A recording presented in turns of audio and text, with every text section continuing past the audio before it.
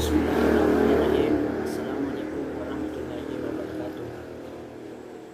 Perkenalkan, nama saya Yuki Rinanda Perdana dari Fakultas Teknik jurusan Pendidikan Teknik Sipil dan Perencanaan. Pada kesempatan ini saya akan mempresentasikan hasil kerja tugas saya, yaitu mata kuliah perkembangan peserta didik dengan tema studi kasus perkembangan psikomotor peserta didik. Baik, langsung saja. Yang pertama yaitu definisi perkembangan fisik dan psikomotorik peserta didik. Perkembangan fisik atau yang disebut juga dengan perkembangan biologis atau biological growth merupakan salah satu aspek penting dari perkembangan individu yang meliputi perubahan-perubahan dalam tubuh seperti pertumbuhan otak, hormon, dan lain-lain, dan perubahan dalam cara-cara individu ini dalam menggunakan tubuhnya seperti perkembangan keterampilan motorik dan perkembangan seksual, disertai perubahan dalam kemampuan fisik seperti penurunan fungsi jantung, penglihatan, dan sebagainya. Perkembangan psikomotor adalah perkembangan mengontrol gerakan-gerakan tubuh melalui kegiatan yang terkoordinasi antara saraf pusat dan otot, dimulai dengan gerakan kasar yang melibatkan bagian besar dari tubuh seperti duduk, berjalan, berlari, meloncat, dan lain-lain. Kemudian dilanjutkan dengan koordinasi gerakan halus seperti meraih, memegang, melempar, dan sebagainya, yang keduanya diperlukan dalam kehidupan sehari-hari sebagai sesuatu yang wajar. Yang selanjutnya yaitu karakteristik perkembangan fisik dan psikomotorik peserta didik. Berikut merupakan karakteristik perkembangan fisik peserta didik berdasarkan rentang usia. Yang pertama yaitu karakteristik perkembangan fisik pada masa kanak-kanak 0 sampai 5 tahun. Perkembangan kemampuan fisik pada anak kecil ditandai dengan mulai mampu melakukan bermacam-macam gerakan dasar yang semakin baik, yaitu gerakan-gerakan berjalan, berlari, melompat, dan menangkap yang berhubungan dengan kekuatan yang lebih besar sebagai akibat pertumbuhan jaringan otot. Yang kedua yaitu karakteristik perkembangan fisik pada masa anak usia 5 sampai 11 tahun. Perkembangan waktu reaksi lebih lambat dibandingkan masa kanak-kanak. Koordinasi mata berkembang dengan baik, masih belum mengembangkan otot-otot kecil, kesehatan umum relatif tidak stabil dan mudah sakit, rentang, dan daya tahan tubuh kurang.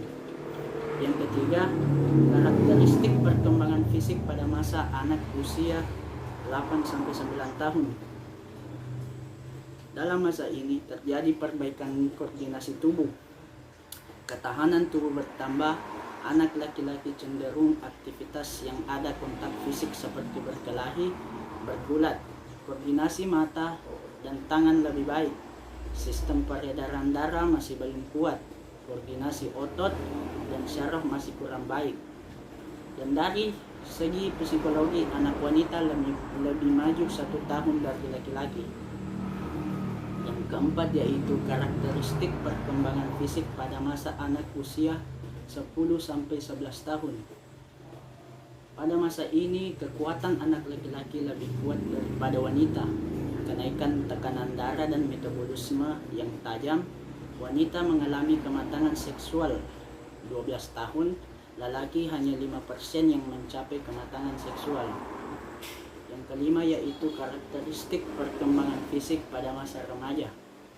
Pada masa remaja, perkembangan fisik yang paling menonjol terdapat pada perkembangan kekuatan, ketahanan, dan organ seksual.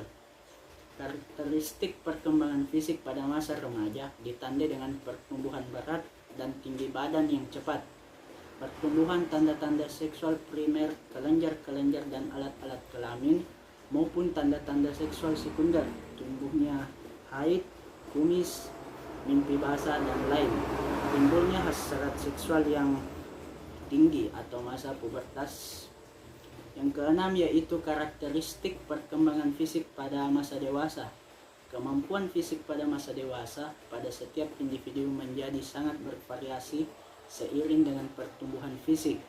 Laki-laki cenderung lebih baik kemampuan fisiknya dan gerakannya lebih terampil. Pertumbuhan ukuran tubuh yang proporsional memberikan kemampuan fisik yang kuat, sementara pada masa dewasa pertumbuhan mencapai titik maksimal, dan pada masa ini pertumbuhan fisik mulai terhenti sehingga hasil dari pertumbuhan ini menentukan kemampuan fisik. Yang selanjutnya yaitu karakteristik perkembangan psikomotor peserta didik. Yang pertama yaitu karakteristik perkembangan psikomotor pada masa anak usia 3 tahun. Pada masa ini tidak dapat terhenti dan berputar-putar secara tiba-tiba atau secara cepat, dapat melompat 15-24 inci, dapat menaiki tangga tanpa bantuan dengan mengganti kaki, dapat menjingkrak.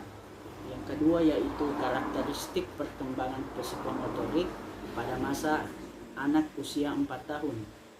Pada masa ini cenderung lebih efektif mengontrol gerakan berhenti, memulai dan berputar, dapat melompat 24-33 inci dan dapat menuruni tangga dengan berganti kaki, dapat melakukan jingkrak 4-6 langkah dengan satu kaki.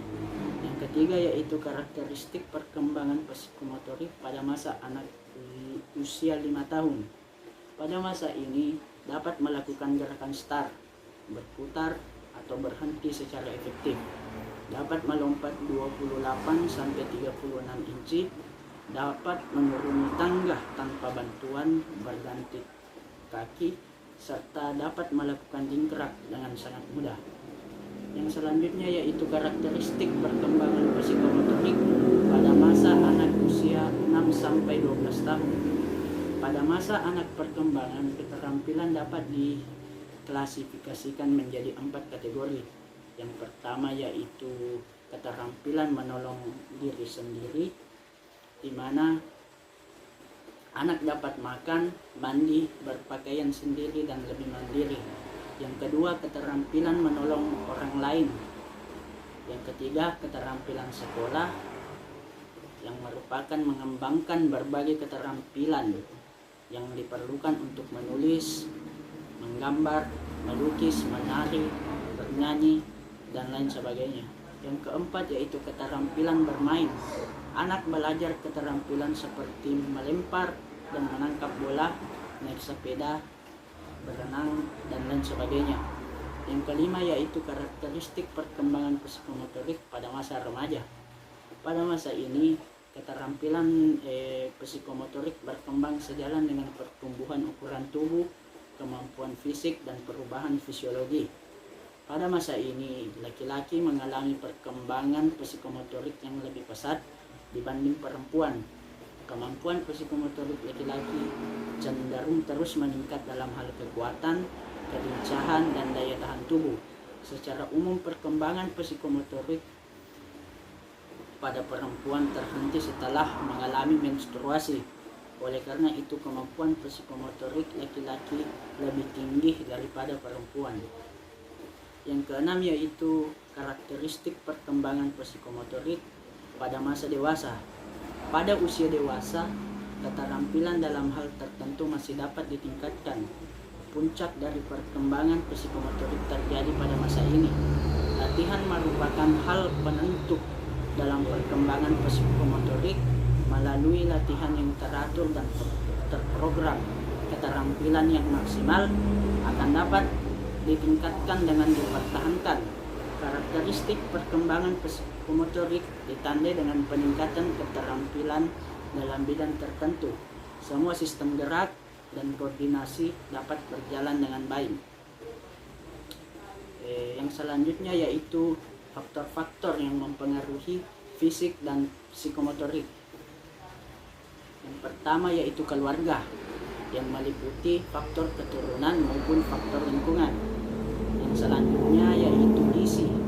Contohnya peserta didik yang memperoleh gizi yang cukup biasanya akan lebih tinggi tubuhnya dan sedikit lebih cepat mencapai taraf remaja dibandingkan dengan mereka yang kurang mendapatkan asupan gizi.